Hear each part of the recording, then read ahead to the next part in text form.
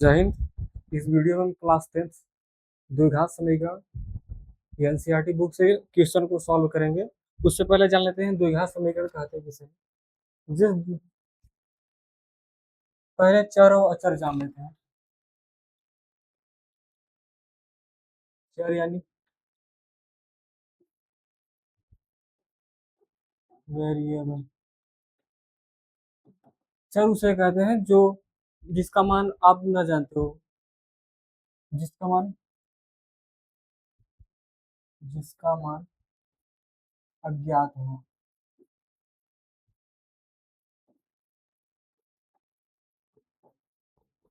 जैसे x Y Z ये सब।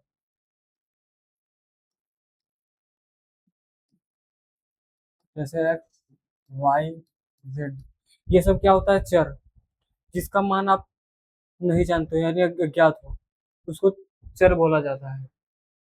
और अचर क्या होता है? अचर यानी कांस्टेंट,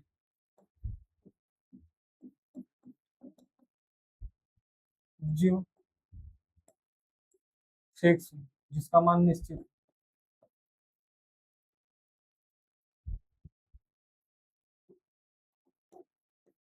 सभी वास्तविक सभी वैल्यू क्या होती है? निश्चित ही होती है। जैसे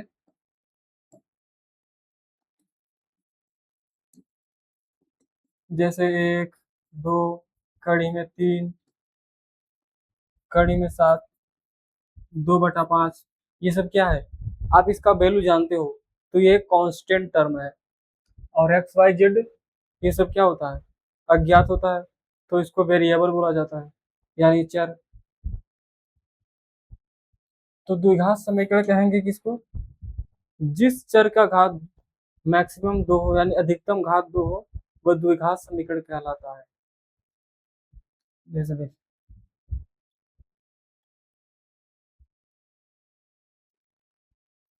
एफ एक्स बराबर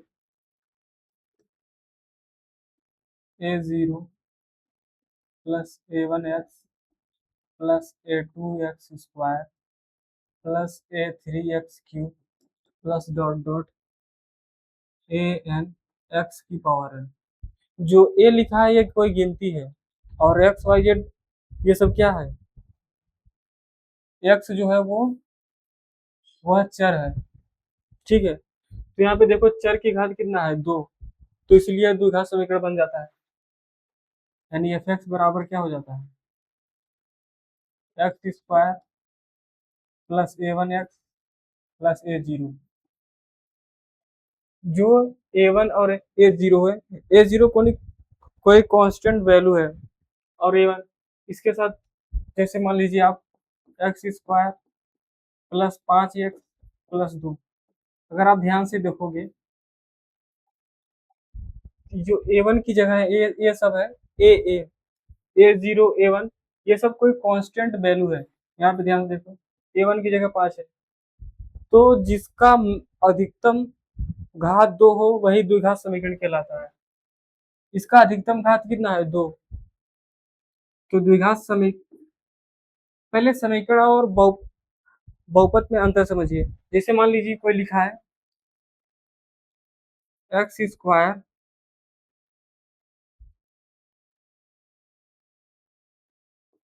x² प्लस 5x प्लस 2, तो इस समय इसका अधिकतम घात कितना है? 2। तो आप इसको बोलेंगे द्विघात द्विघात बहुपद। बहुपद क्यों बोल रहे हैं? क्योंकि इज इक्वल टू 0 नहीं लिखा है। अगर यही यही चीज, यही same same x² plus 5x plus 2 बराबर 0 कर दो, तो इसको आप कहोगे द्विघात समीकरण। इसको बोलेंगे द्विघात समीकरण।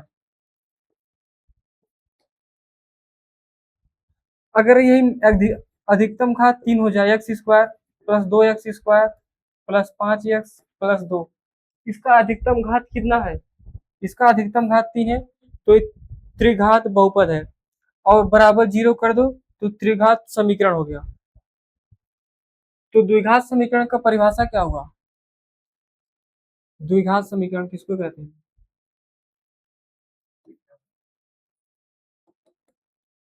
जिस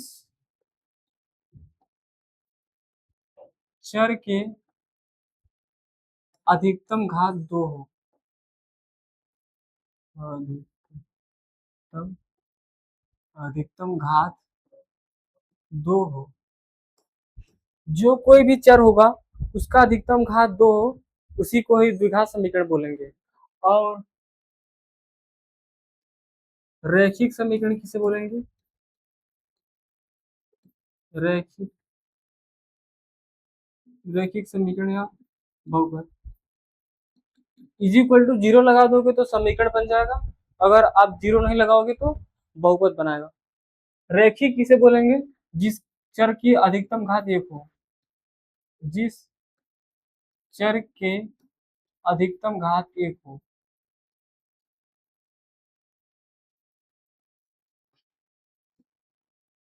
जैसे आपने देखा होगा x प्लस 4 बराबर 0, ये क्या है? रैखिक समीकरण, क्योंकि बराबर 0 लिखा है तो x बराबर कितना हो जाएगा? -4। आप लोगों ने ये भी पढ़ा होगा कि x प्लस वाई बराबर 4, तो यहाँ पे क्या होता था? एक्स वाई क्या है? चर है, अलग अलग है, तो इसको बोला जाता है दो चर वाला रैखिक समीकरण। ये भी आपने पढ़ा होगा। और त्रिघात समीकरण किसे बोलेंगे? जिसका अधिकतम घात 3 हो। बस इसमें क्या यूज है, यहाँ पे बस क्या बोला, जांच कीजिए कि क्या निम्न समीकरण द्विघात समीकरण है। तो द्विघात समीकरण होने के लिए क्या चाहिए? जिसका अधिकतम घात कितना हो? जिसका अधिकतम घात 2 होगा, वही द्विघात समीकरण होगा। तो इसको हल करके देख लेते हैं।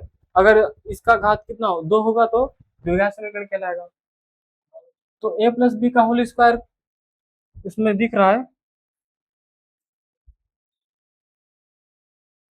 यहाँ पे देखिए a प्लस बी का होल स्क्वायर का अगर सूत्र लगाएंगे तो a square plus B square plus 2 into A into B, और 2 का अंदर का गुणा कर दोगे 2x, और 2 6, तो x square plus 1 plus 2x बराबर 2x minus 6। X square plus 1 plus 2x, इसको इस तरफ लाओगे तो क्या हो जाएगा? माइनस का 2x, और इसको लाओगे तो प्लस 6x बराबर 0। ये प्लस और ये माइनस खत्म। एक्स स्क्वायर 6 और 1 कितना? 7 बराबर 0। यहाँ पे ये देखो, ये क्या है?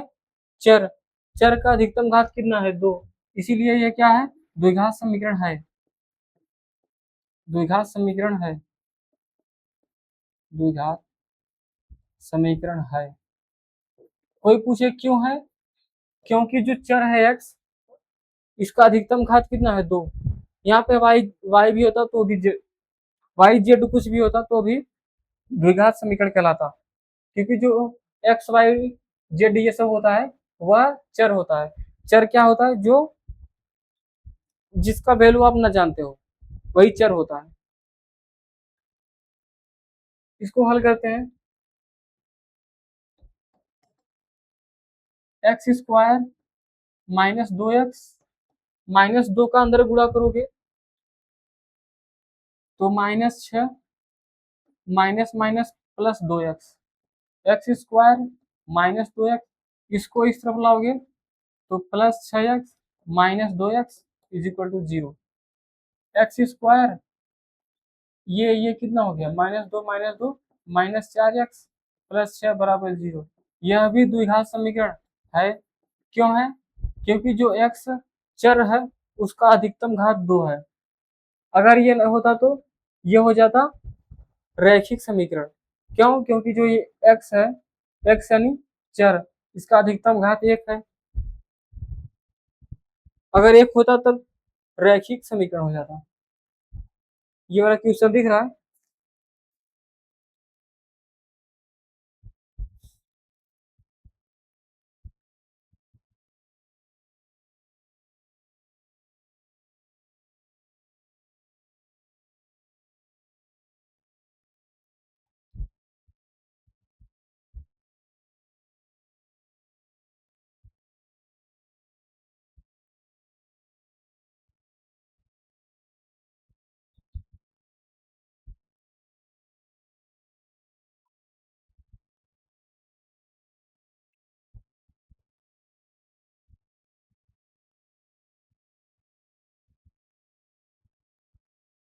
तीसरा देखते,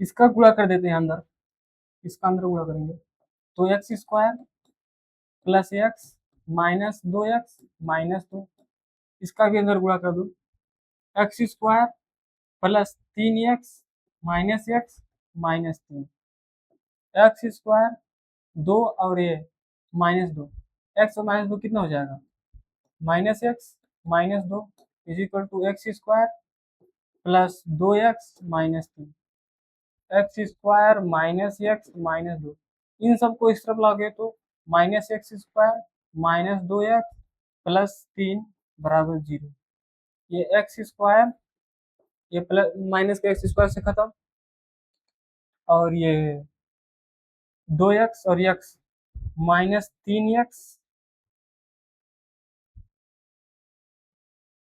माइनस का 3x माइनस 2 प्लस 3 कितना हो जाएगा, प्लस 1 बराबर 0, ये द्विघात समीकरण है, नहीं है, यहाँ पे द्विघात समीकरण पूछा था तो द्विघात समीकरण नहीं है, लेकिन कौन सा समीकरण है, रैखिक समीकरण, क्यों, क्योंकि जो एक्स वाई जेड ये सब होता है इसका घात कितना है, 1 है, एक्स का घात 1 है तो ये रैखिक समीकरण है, लेकिन द्विघात समीकरण नहीं है। इसको देखते हैं, इसका भी अंदर गुणा कर दीजिए, जब अंदर गुणा करोगे एक्स का अंदर गुणा करोगे तो 2x स्क्वायर और फिर एक्स में होगा तो एक्स, फिर माइनस 3 दूनी 6x माइनस 3 बराबर x square plus 5x, 2x square minus 5x minus 3 बराबर x square plus 5x, 2x square minus 5x minus 3, इन सबको इस तरफ लाइए, x square minus x square minus 5x बराबर 0, 2x स्क्वायर में से एक्स स्क्वायर जाएगा तो कितना होगा, x square minus 5 minus 10x minus 3 बराबर 0, यह द्विघात समीकरण है, क्यों है, क्योंकि जो चर है उसका घात 2 है, इसलिए यह द्विघात समीकरण है। इसका भी करते हैं, डायरेक्ट गुणा कर देते हैं अंदर, अगर आप डायरेक्ट गुणा करोगे तो हो जाएगा 2x स्क्वायर और माइनस 3 दूनी 6x माइनस एक्स प्लस 3, इसका भी अंदर गुणा करोगे तो x square minus x plus 5x minus 5, 2x square 6x 7x plus 3 बराबर x square plus 4x minus 5, 5 में से एक जगह इसीलिए 4 हुआ यहाँ पर, तो 5x minus 1, 2x square minus 7x plus 3, इन सबको इस तरफ लाओ, minus x square minus 4x plus 5 बराबर 0, 2 में से एक जगह कितना बचेगा, एक्स स्क्वायर 7 और 4, 7 4 11x 3 और 5 8x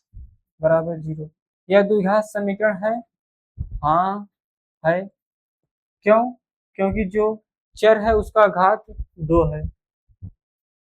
यहाँ पर देखते हैं,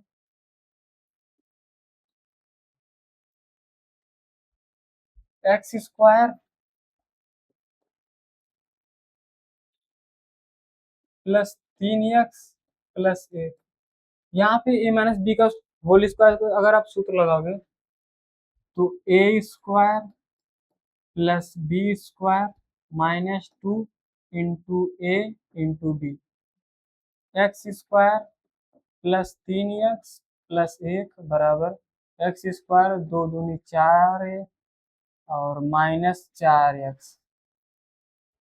x square plus 3x plus 1, इन सबको इस तरफ लाओ, माइनस एक्स स्क्वायर प्लस +4 है तो इस तरफ आएगा तो -4,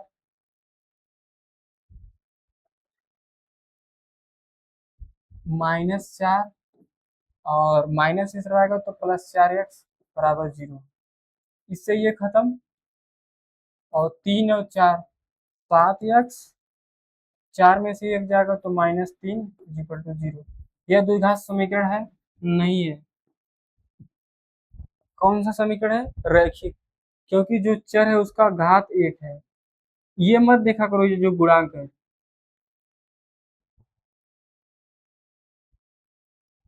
यहाँ पर भी करते हैं। अगर आप यहाँ पर a प्लस बी का होल स्क्वायर का सूत्र लगाओगे तो a² plus b² +2 into A into B, अंदर 2x का गुणा कर दो sir, 2x³ -2x, x² +4 +4x बराबर 2x³ -2x, x² +4 +4x, इन सबको इस तरफ लाओगे तो -2x³ और माइनस है तो इस तरफ आएगा तो +2x। ठीक है, -2x³ x², 4x और 2x 6x +4। क्या यह द्विघात समीकरण है? नहीं। क्यों? यह त्रिघात है। यहाँ पर जो चर है उसका अधिकतम घात 3 है। जब अधिकतम घात 3 होता है तो क्या होता है? त्रिघात होता है, त्रिघात समीकरण होता है। यहाँ पे त्रिघात समीकरण तो पूछा नहीं है, यहाँ पे द्विघात पूछा है।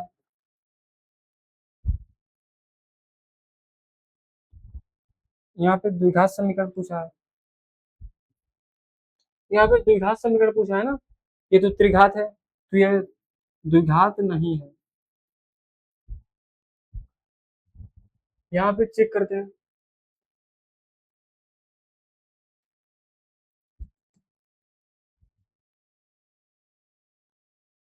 x³ -4x² -x प्लस है।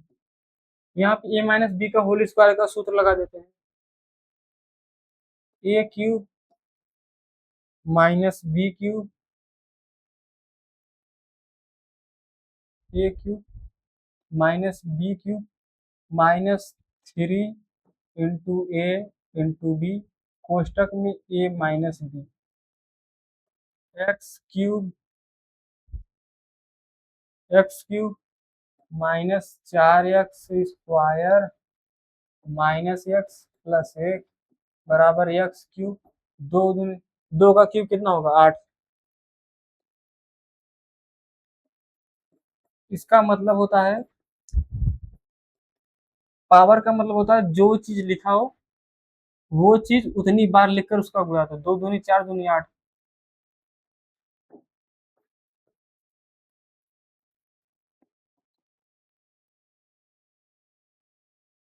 8 माइनस 3 दूनी 6x, कोष्टक में x -2, x³ -4x² -x plus 1 बराबर x³ -8, -6 का अंदर गुणा करोगे तो -6x², फिर इसका करोगे माइनस माइनस, ये माइनस माइनस प्लस हो जाएगा, 6 दूनी 12x, x³ -4x² -x plus 1, इन सबको इस तरफ लाओ तो -x³ माइनस है तो +8, माइनस है तो +6x² -12x बराबर 0।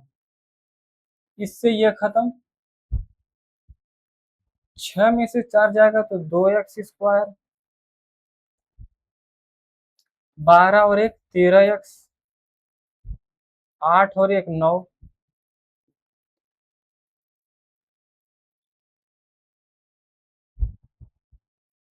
ये द्विघात समीकरण है? हाँ है, क्योंकि अधिकतम घात कितना है? 2। निम्न स्थितियों को द्विघात समीकरण के रूप में निरूपित कीजिए। निम्न स्थितियों को द्विघात समीकरण के रूप में निरूपित कीजिए। चलिए ठीक है, इसको बनाते हैं। एक आयताकार भूखंड का क्षेत्रफल 528 मीटर है। क्षेत्रफल की लंबाई चौड़ाई से दोगुना अधिक है, तो भूखंड की लंबाई और चौड़ाई ज्ञात कीजिए।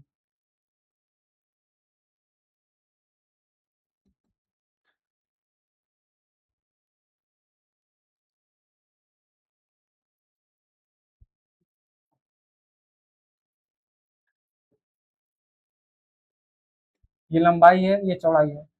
एक आयताकार भूखंड का क्षेत्रफल 528 है। क्षेत्रफल का क्या सूत्र होता है जो आयत में होता है? लंबाई गुणे चौड़ाई, यह होता है क्षेत्रफल का सूत्र, जो कि कितना है? 528। क्षेत्रफल मीटर में, क्षेत्रफल की लंबाई चौड़ाई से 2 गुणों से अधिक है। जो क्षेत्रफल की लंबाई है चौड़ाई से 2 गुना, यानी लंबाई 2 गुना है, तो इसमें अगर आप 2 से गुणा करोगे तब जाके बराबर होगा। अगर आप इसमें 2 का गुणा करोगे तो और बड़ा हो जाएगा, जबकि पहले से ही बड़ा है 2 गुना, इसलिए लंबाई में 2 से गुणा किए। क्षेत्रफल की लंबाई चौड़ाई से 2 गुना 1 अधिक है, प्लस 1 है।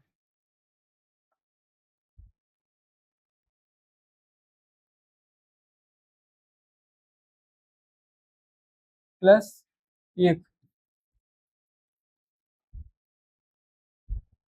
ठीक है। बस इतना ही दिया है, तो लंबाई चौड़ाई ज्ञात कीजिए। इसमें कोई कंफ्यूजन नहीं है ना?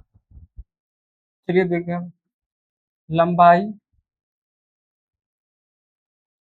लंबाई गुणे चौड़ाई, लंबाई गुणे चौड़ाई बराबर 528। अगर हम एल की जगह ये रख दें, यानी इसकी जगह रख रहे हैं, ठीक है। लंबाई की जगह क्या रख रहे हैं?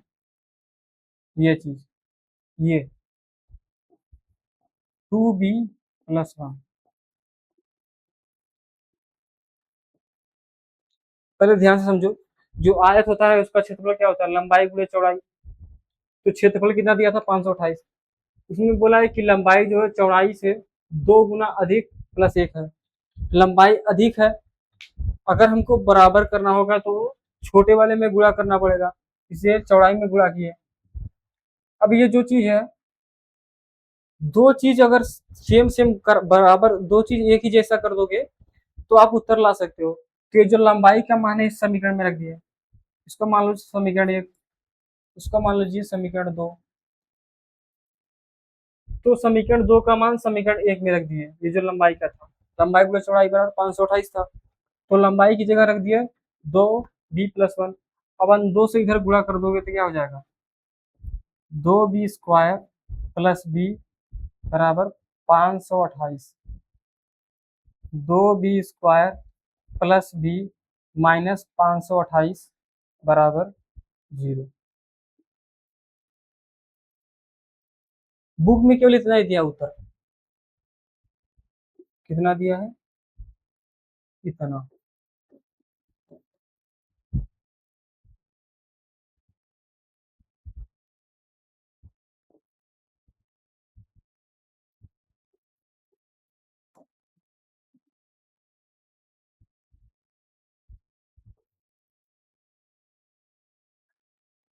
2b² minus 528, 2b² plus b minus 528 बराबर 0, ठीक है। अगर इसको हल करना चाहो, बुक में तो केवल इतना ही उत्तर दिया है, इसको अगर हम हल करना चाहें तो इसका पहले गुणा होता है, इसमें इसका गुणा होगा तो कितना हो जाएगा? 528 गुणे 2। ला सही कर देते हैं पहले 528 का। 528 अगर 2 से कटाओगे तो 2 दूनी 4, और 4 5, 6 दूनी 12, 4 दूनी 8, फिर 2 से कटाओगे तो 2 3 दूनी 6, 2 6 दूनी 12, 6 दूनी 12, 2, 3, 3, 3 से कटाओगे तो 11, और 11 कम 11, ठीक है। 11 3 33, और ये 2 दूनी 4, दूनी 8, दूनी 16, और ये जो 2 इधर है 32, यानी 33, 16 दूना 32, 16 दूना 32, 16 दूना 32, यानी कितना हो गया? 2b² plus 33b minus 32b minus 32b minus 528 बराबर 0। अगर आप ध्यान से देखिए, हम b कॉमन लें यहाँ पर, अगर हम b कॉमन लें तो यहाँ पर 2b बचेगा प्लस 33 बचेगा,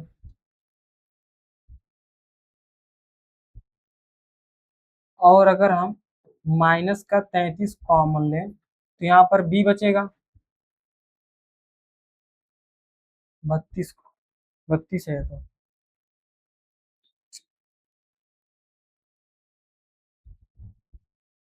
माइनस का 33 b, यहाँ से हम माइनस का b कॉमन लेंगे तो कितना बचेगा? 32 बचेगा, और यहाँ पे प्लस का 33 बचेगा, तो 16 दूना 32, 16, कितना कॉमन ले यहाँ पर? 16 कॉमन ले लेते हैं।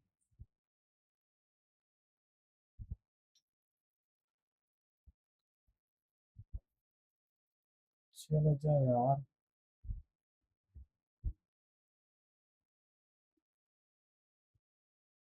कितना कॉमन ले यहाँ पर? 16, 16 कॉमन लेंगे तो 32 हो जाएगा, 2 32, अगर हम माइनस कर दें तो कितना हो जाएगा? 16 दूना 32, सही है, और 16 अगर कॉमन लेंगे तो कितना हो जाएगा? 32 और 32 हो जाएगा, और इसमें कितना हो जाएगा? 33, ठीक है।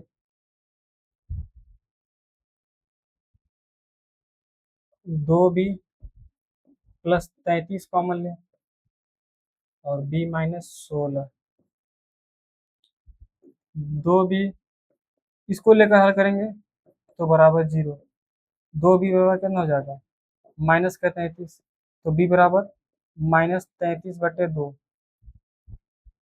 b क्या है? ब्रेथ है, चौड़ाई, ये सब ऋणात्मक नहीं होगा इसीलिए कि खत्म। इसको लेकर हल करोगे तो b माइनस 16 बराबर 0, b बराबर कितना आ गया? 16, यानी जो उसकी चौड़ाई है वह 16 मीटर है, ठीक है। उसकी चौड़ाई कितनी है? उसकी चौड़ाई है, उसकी चौड़ाई है 16 मीटर, और उसकी लंबाई कितनी है? यहाँ पे अगर आप 16 रखोगे तो 16 दूना 32 एक 33, यानी उसकी लंबाई कितनी हो जाएगी? 33। चलिए ठीक है, जय हिंद। आप लोग अपना राय कमेंट में जरूर बताना। अगर आप लोग ये चाहते हो कि हम पहले मतलब पूरा लेक्चर इसका बेसिक बताएं फिर क्वेश्चन कराएं, तो आप कमेंट में जरूर करना,